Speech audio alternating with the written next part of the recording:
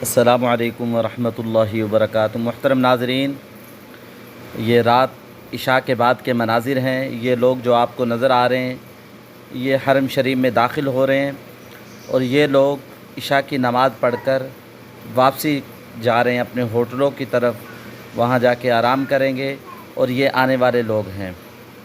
ماشاءاللہ کتنے خوبصورت مناظر ہیں۔ یہ واپسی جا رہے ہیں عشاء کی نماز پڑھ کے۔ ماشاءاللہ بہت ہی حسین خوبصورت مناظر ہیں۔ دیکھیں ماشاءاللہ یہ حرم کی جگہ ہے، کیسے خوبصورت مناظر ہیں۔ حجاج کرام عشاء کی نماز پڑھ کر فارغ ہو چکے ہیں۔ ماشاءاللہ یہ خوبصورت ٹاور بھی دیکھیں۔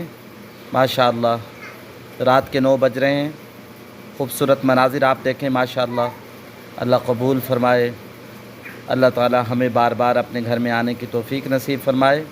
ہم تلبیہ کو کثرت سے پڑھیں، اللہ تعالی ضرور اپنے گھر میں جلدی بلائیں گے۔ محترم ناظرین، ویڈیو کو آخر تک اور پورا دیکھیے گا۔ یہ قرآن مجید اللہ تعالیٰ کی کتاب ہے۔ اللہ تعالیٰ نے قرآن پاک میں ارشاد فرمایا ہے، اِنَّا نَحْنُ نَزَّلْنَا الذِّكْرَ وَإِنَّا لَهُ لَحَافِظُونَ۔ بے شک قرآن کو ہم نے ہی اتارا اور ہم ہی اس کی حفاظت کرنے والے ہیں۔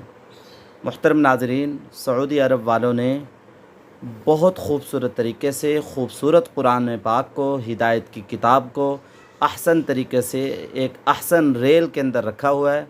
ماشاءاللہ ہر وقت خادم یہاں موجود اس کی صفائی کر رہا ہے۔ اللہ تعالیٰ نے جو فرمایا ہے وہ سچ ہے۔ السلام علیکم۔ محترم ناظرین، یہ مغرب کے بعد کے مناظر دیکھیں حرم شریف کے، کتنے ہی خوبصورت مناظر ہیں۔ مجھے امید واثق ہے میرے مولا سے یہ ہر دم، مجھے امید واثق ہے میرے مولا۔ محترم ناظرین، حرمین شریفین کے خادمین کی بھی آپ زیارت کر لیں۔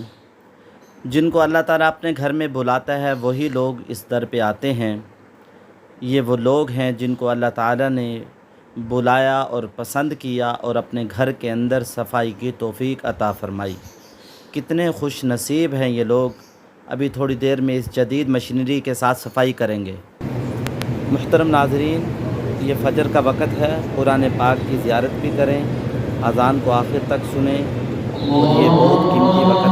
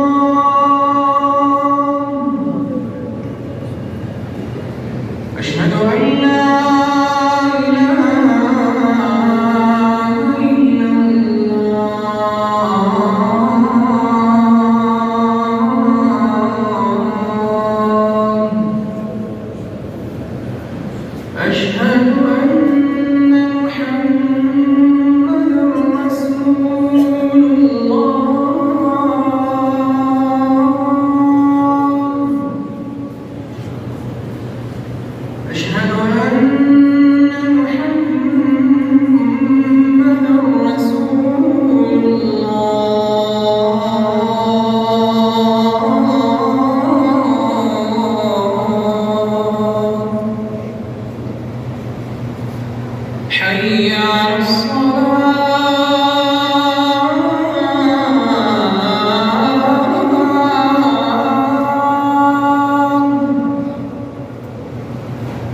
حي على الصلاة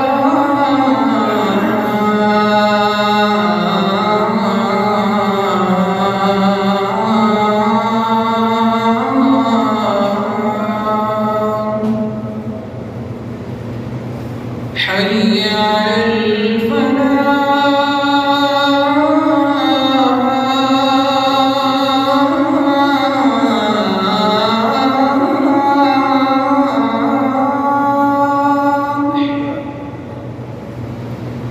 حي على الفلاح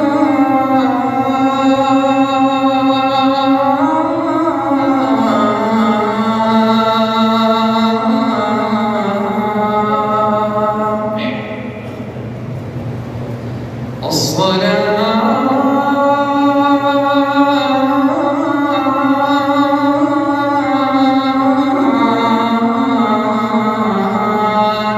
خير من